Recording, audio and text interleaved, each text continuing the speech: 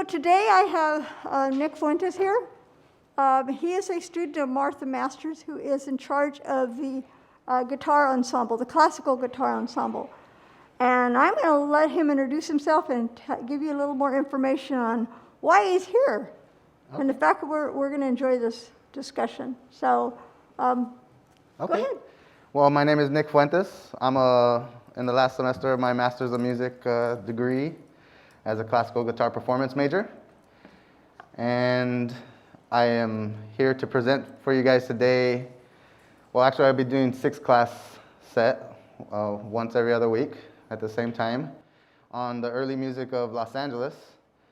And so for today's class, what we are going to be doing is looking a little, I kind of want to start at like 1850s, but we're going to look a little further leading up to the 1850s for the next class of, the settlement of the Los Angeles area and the music that was being played and performed during that time.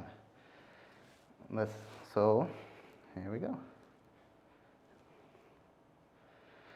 So first off, the area of Southern California was, inhabited by indigenous people prior to the Spanish or Europeans coming from overseas. So the indigenous people had already occupied this land for over 20,000 years before. The people of the Los Angeles area, or the Los Angeles Basin specifically, they were the Quiche people. When the Spanish came as missionaries, they first, would call them Quichereños, and which means, or the people of the willow houses. And later, after building the missions, Spanish would come in. They'd build a mission like the San Gabriel mission, and all the indigenous people that were around would be, Gabrieleños. That's what they would refer to them as. And so these people, they numbered between 5,000 to 10,000 people. They had over 31 sites of their that they lived at, and per site was about 300 to 500 huts per village. They were peaceful people. They were not prone to war or murder. They didn't fight amongst themselves. They had a religious belief in a higher power which they descended from the north. But they really, in their religious beliefs, didn't have any concept of evil, or, as we would say, like the devil or the dark side of a religion. So the Gabrieleño community and culture went into a rapid decline after the Spanish established the mission San Gabriel in 1771. The Gabrieleño were increasingly convinced, lured, or even forced to joining the mission, and upon converts, baptized as neophytes, pressed into abandoning their native village, culture, religion, and language. As legal wards of the mission under Spanish law, neophytes were subjected to the padres as if they were their own children. Unable to make key decisions, independent of the padres, certainly never allowed to leave. Soldiers assigned to protect the missions were commonly abusive, but especially outside the mission. And in sad contrast to the long romanticized images of early California, the actual experience for the native people of Los Angeles area, or the indigenous people from all around, upon the arrival of the Spanish through the 20th century, proved to be a nightmare. They were subjugated to loss, disease, rape, abuse, and death. So here we have it says here a drawing, but I believe it looks more like a print from 1859, the California magazine.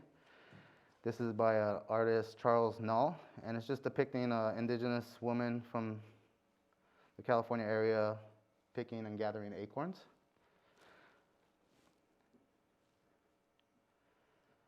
And then here we have a replica of a Gabrieleño structure, or a hut. This is what they would make their homes in. This particular replica is located at Heritage Park in Santa Fe Springs, just a little away, actually my hometown. It's where I grew up, went to Santa Fe High School. And as a child, going through school, I went through this many times, and in researching for this presentation, it surprised me that, it kind of all came back in a big loop. So you can actually go see that structure there at Heritage Park.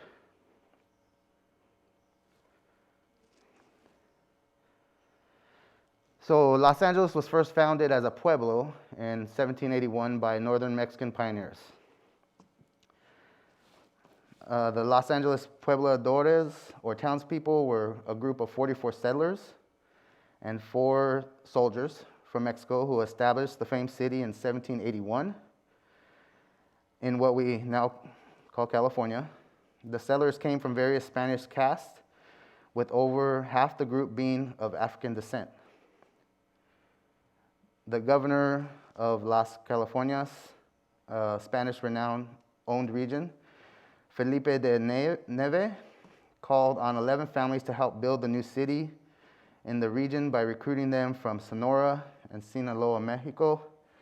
According to the census record taken at that time, there were 2 persons of African ancestry, 8 Spanish and black persons, and 9 American Indians.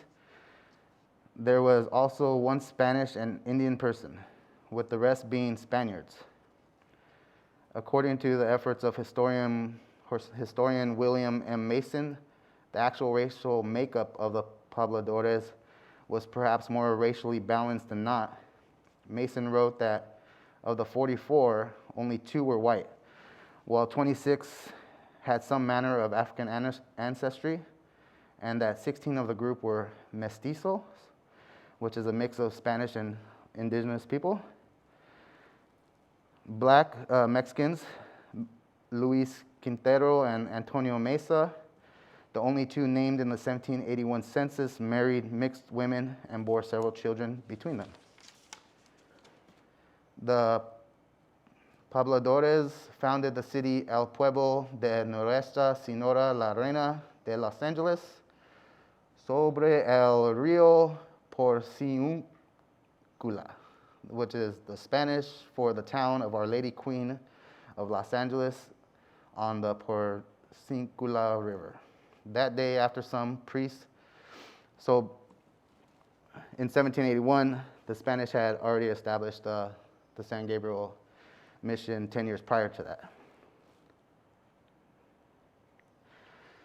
Now here we have a portrait on your left of Neve, who was the 4th governor of Spanish California. And on the right, we have a statue that actually resides there at the Los Angeles Plaza in downtown LA.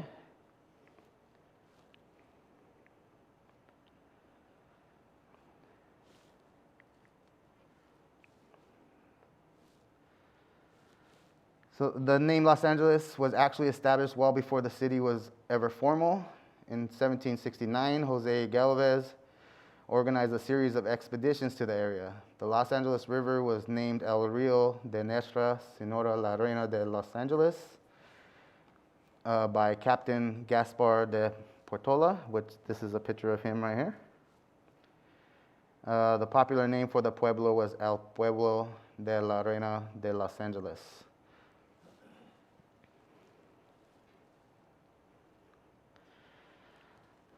All right, so we're gonna start getting into some of the early music that we actually have records of, which was, of course, from the church or the mission San Gabriel. It was the 4th California mission to be established. The mission was founded on September 8th, 1771 by Friar Junipero Serra. Between 1788 and 1832, Mission San Gabriel had between 1,000 to 1,700 native people living within its boundaries.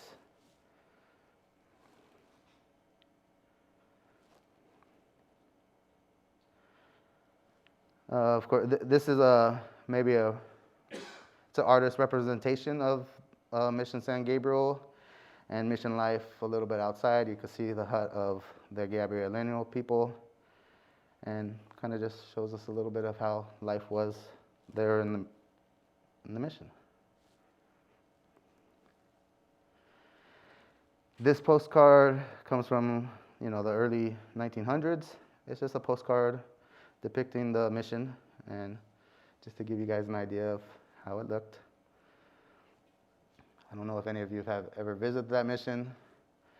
I have recently tried to look to go visit it. This is another picture taken early 1900s, and artist's representation of the interior.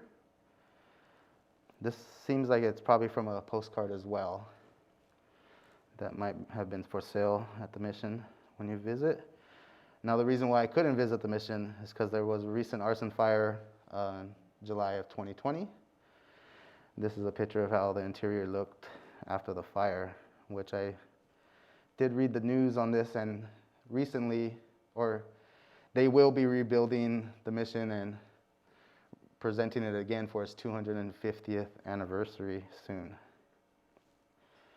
California mission music. Music during this period, up until about 1834, was documented as religious music. Gabrielinos gathered there each day and sang an alabado, a praise song, at dusk, and a bendito or grace before each meal.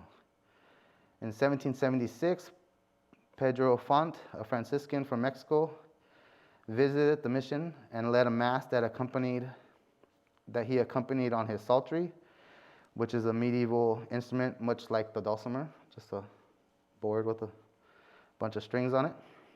Until 1834, the singing of mass was always accompanied by instruments such as flutes, violins, and trumpets that the local Indians were taught to play by missionaries. So the most famous of the missionaries who taught music was Narciso Duran. He was active in teaching Western music to the Indian neophytes of California missions. Although there was other padres that taught music at all the missions throughout, he actually was not stationed at San Gabriel. He was stationed in San Jose and Santa Barbara, but he did travel around to the different missions. He was very successful in his teaching of music to the neophytes. Duran had taught the instruments by seeing the distances between the notes on their instruments. So in early music like this of the church was all about the singing and the praising during Mass. But when the missionaries did come into the areas, one of the first ways to even communicate with the indigenous people that you don't have the same language as is to introduce music and to maybe get on a language of music before teaching language and learning the language of the people. So Duran would teach the instruments first, having the neophytes play the instruments, learning and listening and singing along while they are playing to understand the intervals of singing notes up and down. He would have them playing music or singing the music together in homophonic way, which everybody is singing the same melody. They weren't singing like two parts or 3 or 4 part harmonies together, which would be much more complicated. And so he had made them play and sing at the same time so that the intervals of different keys would not be any trouble. They would read the voice parts from a staff dotted with notes, and he used a specific system of notation which was colored in red, black, yellow, and white. And of course, he would always have the instruments accompany them. So one description of the small orchestra by Harrison Dale, who was part of an 1826 expedition to the San Gabriel mission, stated that the band had played for 2 hours, consisting of 2 violins, 1 bass viol, a trumpet, and a triangle. They made tolerably good music. The music of the Mass was well selected, and the Indian voices were very harmonious with flutes and violins accompanying them. The mission developed an extensive repertoire.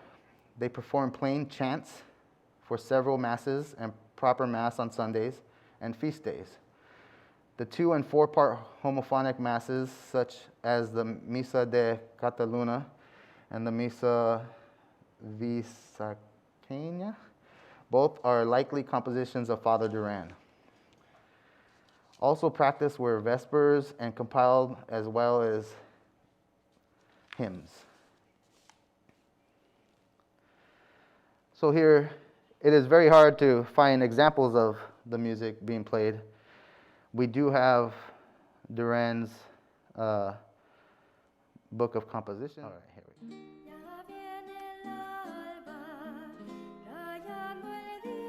So this is a morning hymn.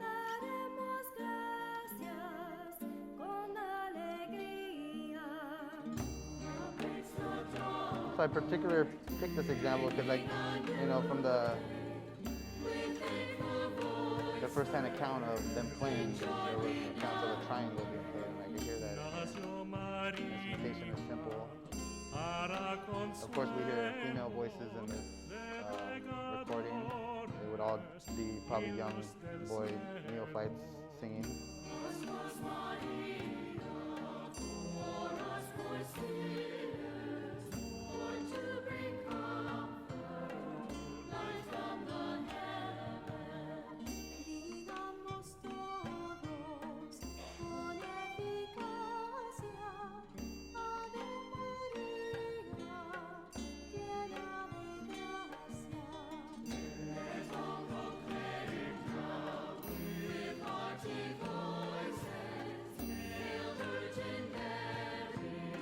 I think they're singing it again, translated into English.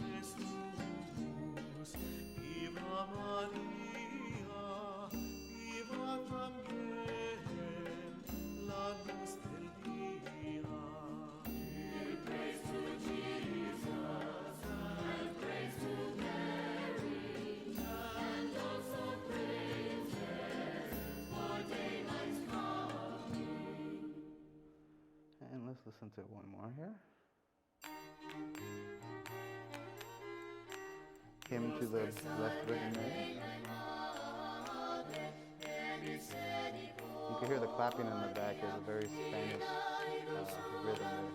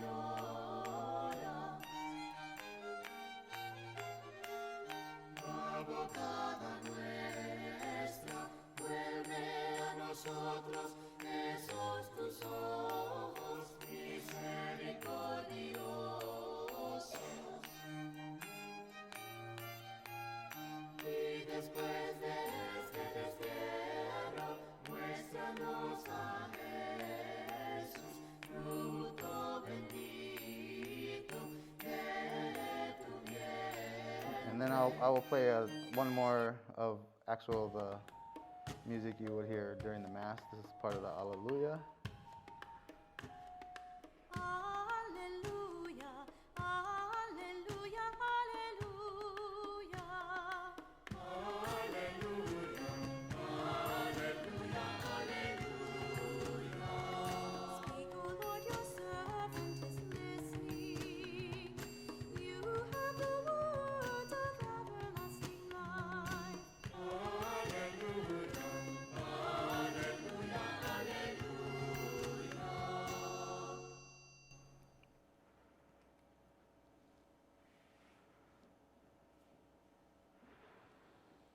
All right, and then here we have another example.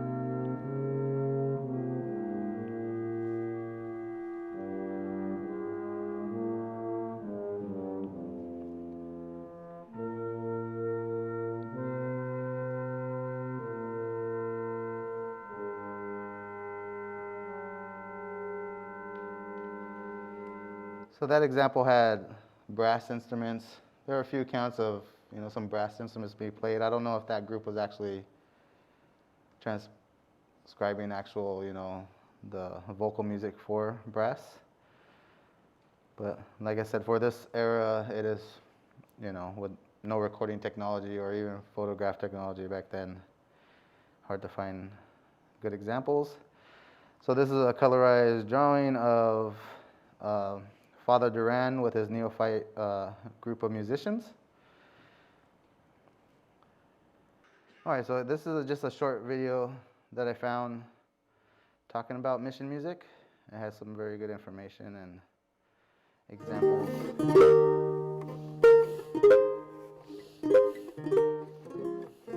That I would share with you guys.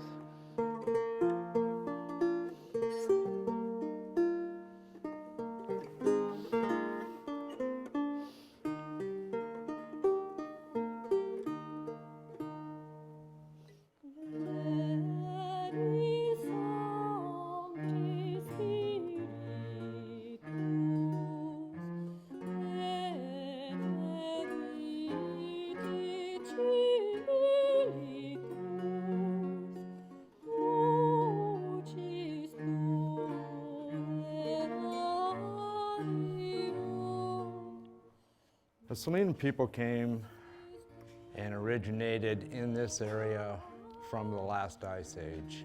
We, the Salinan people, lived in an extraordinary harmony that emanated from culture passed from one generation to the next generation to the next generation. We were a nomadic tribe.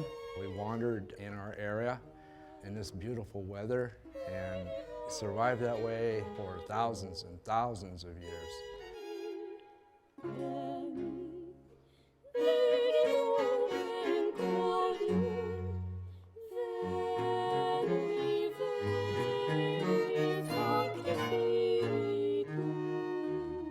We had an interruption from other civilizations that appeared on our horizon. What changed our culture? Why were we needing to adapt just in order to survive?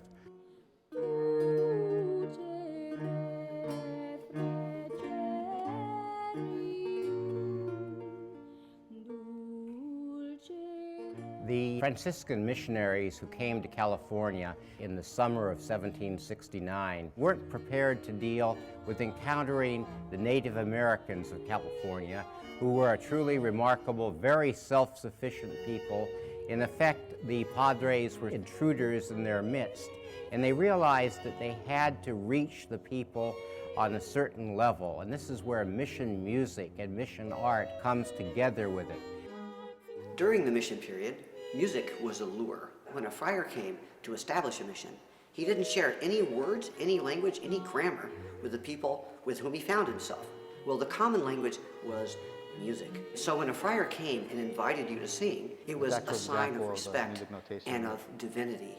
And those two cultures at that point resonated because they understood that music is important and they were embarking on the same journey to elevate the Creator. When this mission was founded in 1772 and the ensuing decades, if I'd entered this church, we'd see mostly local Californians, a lot of Chumash and Salinan and indigenous First Nations people here in our church. And there would be several sort of styles of music. Juan Batista Sancho at Mission San Antonio brings the full experience of European music into California, initially as a religious experience, but it invariably becomes a social experience also. So it's not a great leap from the sacred music of the church performed in almost a strictly European style as it gradually adapts and changes itself to the popular music of the larger community. And he moves from the sacred to the fandango, to the overwhelming joy of the social celebration with music, which happened right here in this mission garden and at every other mission garden.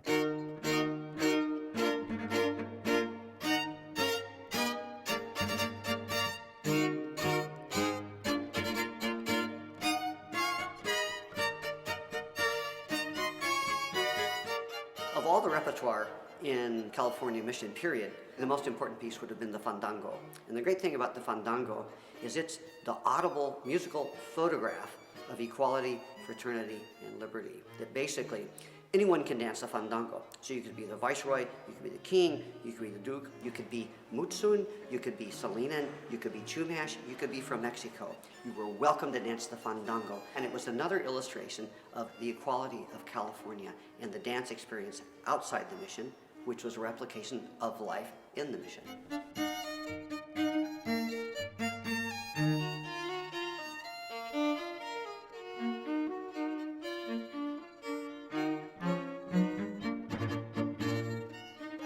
I understand the fandango was when our Native American young maidens were brought out to the young soldiers. My lineage is from the very first recorded marriage in California. She was a full-blooded Salinan that married a young teenage Spanish soldier.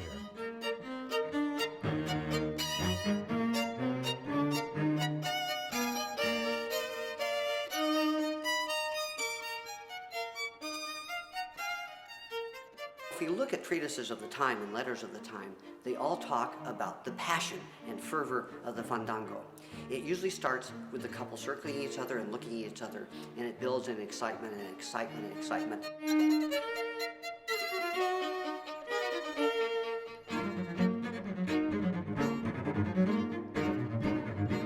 This idea that music unites us is a very, very important theme. It reassures us. It tells us there is something beyond where we are at this particular moment. Music will tell us that there is still hope. There are aspirations. And that was translated by the Padres. They saw it as a wonderful catechetical tool that said there is more than just living, doing what you're doing now. You can hope for something better in the future.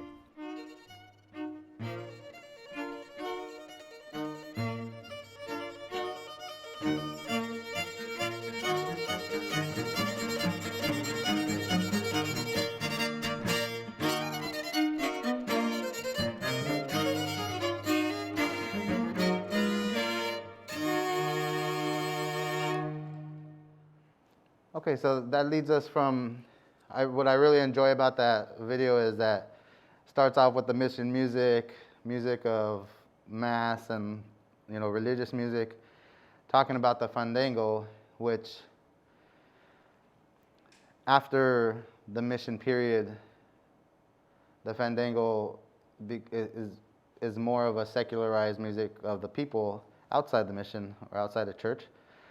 So, in 1821, Mexico won its independence from Spain, and by 1833, Mexico had declared that all mission lands were to be secularized. So what they did is they put the mission system into place, or the rancho system, sorry, and at this point, Father Duran had made a plea to then Governor Pio Pico that many of the neophyte musicians had run away. He did not mind that they ran away, except that he had put 12 years of labor into teaching them how to play music. And of course, when Mexico secularized the mission lands, this made it harder for and more inequalities for the native people. But many say the mission system made them dependent. The hacienda or rancho system was put into place. And then in 1833, we get the golden age of California, and the life of the ranchero life they had a craving for music. Many women were talented guitarists and men with the violin, and almost all families had one or more musicians that would play music in the household and all around. So regardless of the political uncertainty of the area, life in California began to flourish. Large families and their ranchos rancheros lived carefree Arcadian lives with plentiful amounts of cattle which could be used for trade for items that could not be provided by the land. The ranchero life had a craving for music. Many of the women were guitarists. Music always accompanied special events such as weddings, rodeos, feast days, funerals, and other events. After most events, dances such as fandangos or bailes were held. Fiestas would continue for several days. Big events like weddings could top over 100 guests. And after the celebration of music and dance, the guests would sleep, wake, have a picnic, and start the dance and celebration again. We have some pictures here. Of course, these ain't particular pictures of Southern California. Hard to find specific examples of the Los Angeles area here. But, you know, just depicting the life on the rancho.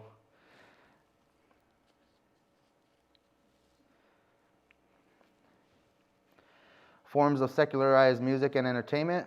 Music always accompanies special events. Here I have one example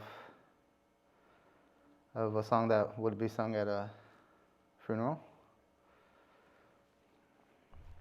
Dios te salve, bella aurora,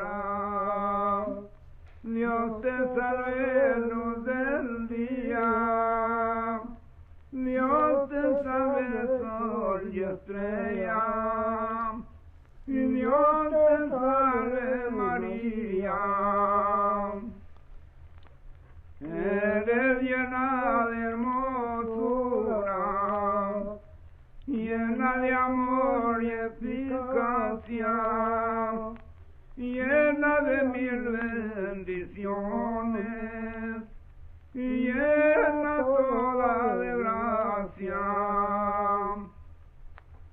Eres reina poderosa, tú venciste al enemigo, eres todo nuestro amparo, pues el Señor es contigo. Bendita la hizo Dios Padre, bendita del Hijo eres, bendita del Santo Espíritu, bendita entre las mujeres. Bendito el Dios que te crió, bendito el día en que naciste, bendito el nombre que tienes, bendito el fruto que diste. So of the forms of music that accompanied these fiestas and dances, the baile was more of a formal dance music, and informal were the fandangos. Other dance genres of the time were the waltz and the quadrilles, which is a type of square dance. The church didn't, they were against the waltz as it was more of a promiscuous dance in their minds. And the music for these dances usually consisted of harp, violin, and flute. These events, you know, we're talking about the weddings and these big fiestas that would last for days. One account is that the wedding of Pio Pico to his wife Maria Alvarado in 1834 lasted 8 days in Los Angeles. Forms of music consisted of the formal baile and the informal fandango. And yeah, so we have here, the most popular was the fandango, which featured a telecorrero, or master of ceremonies. He would call out each woman for her turn. During this event, eggshells filled with confetti were broken over the heads of the participants. They would improvise songs.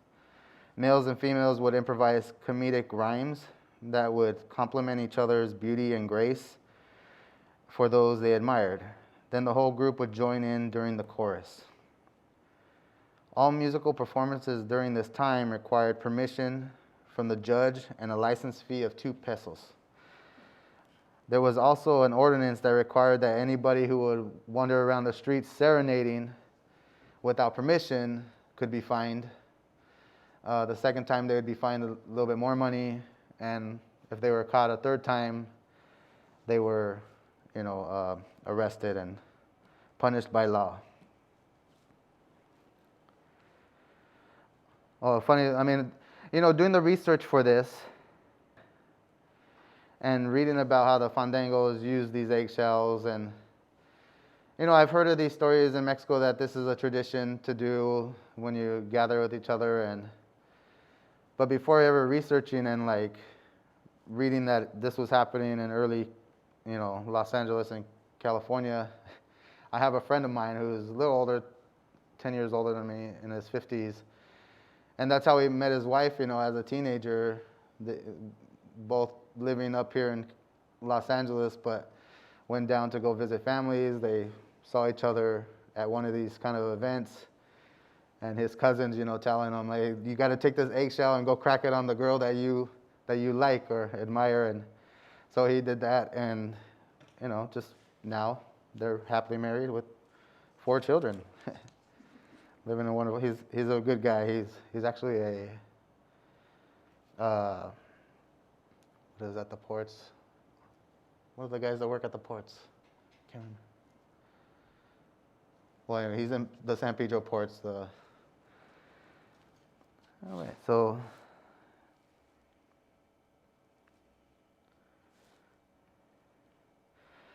here, this is just an example that I could find of a replication of what a fandango might have looked like back then with the music.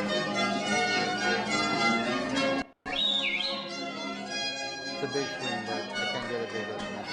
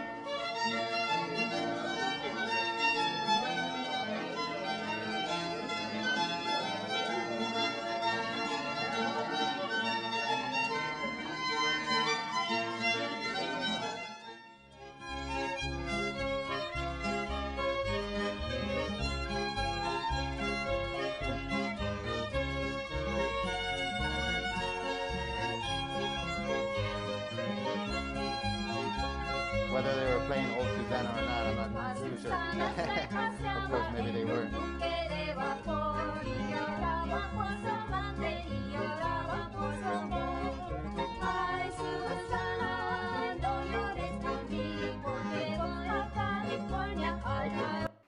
Okay, so American immigrants that migrated to California from the United States, remember this is just a little pre-gold rush, so there wasn't the explosion yet coming from the east into the west, but these early American immigrants, they would assimilate into Mexican life and culture and often married into families and learned to speak Spanish fluently. The music of the Californios, along with social customs, continue to be influential throughout the Southwest, even after the arrival of all the rest of the Americans. There was a custom in which there was also these customs in which the eldest member of each family would rise early in the morning to before the sun, when they could see the first, morning stars, and start to singing a hymn, which would alert the other family members in the household, who would rise and start singing along. And this happened from house to house and street to street until the whole town was filled with music. Leading into the 1850s, Mexico started preparing for conflict with the U.S. for California territory after the annexation of Texas. Pio Pico, the governor of the territory, moved the capital from Monterrey to Los Angeles and continued with secularization, separating church and state. The best lands were privatized, with the native Indians exploited as laborers. California started to be more incorporated into the American economy. All right, so in 1846, we have American soldiers, a group of Marines who entered into California, led by Commodore Stockton. And at this point, Pio Pico and General Castro fled.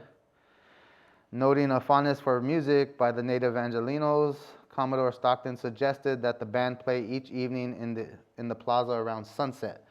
So here we have another example, similar to when the Spanish came, and the first language, or to not cause major conflict, was to introduce music and play music, as it would help subdue instead of fighting. So after Stockton had his band playing in the plaza each evening, and we would have stories, of course, of the children starting to peek around the corners, interested in what's going on in the plaza. The elders would come out and listen to the music and give shouts of "Viva!" And soon people from the ranchos from the far distance would hear this music in the evening and would start coming in later on the various days. It was said by the priest of the Mission San Gabriel that music would do more in conquest of California than 1,000 bayonets. So this is kind of concluding what I'm leading up to for this class. Next class we will get into the 1850s, where Los Angeles is well more established. We start getting the entertainment in the theater and music of the plaza. But this is military band music of the Civil War, which is basically around almost the same time. So couldn't find specific examples of what the band was playing in the plaza when they marched into Los Angeles, but I am sure it sounded something similar to this music here.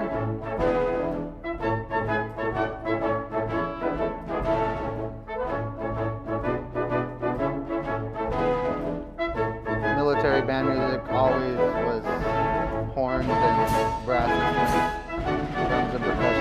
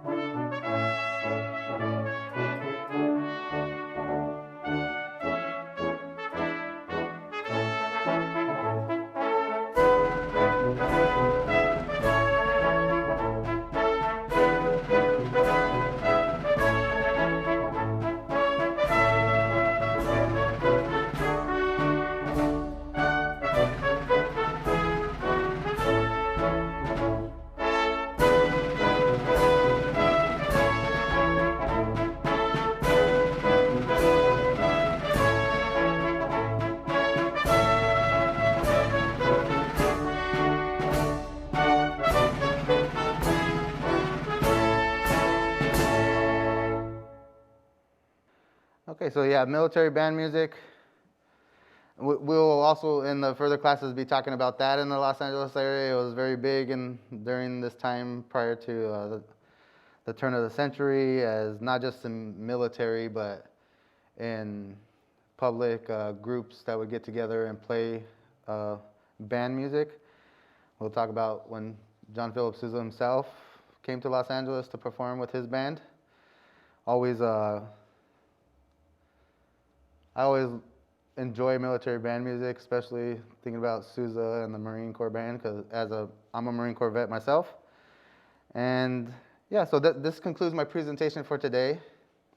We will be getting into lots more music. It's all coming about, and plus we will be getting into like the first recordings of when the phonograph was invented, and a man named Charles Lummis started recording music of the people in the Los Angeles area. I just want to thank everybody who came today to enjoy the class. Also, everybody who's watching us via stream and Zoom, and Ali and everybody here at OLLI for having me and allowing me to give this presentation to gain some experience.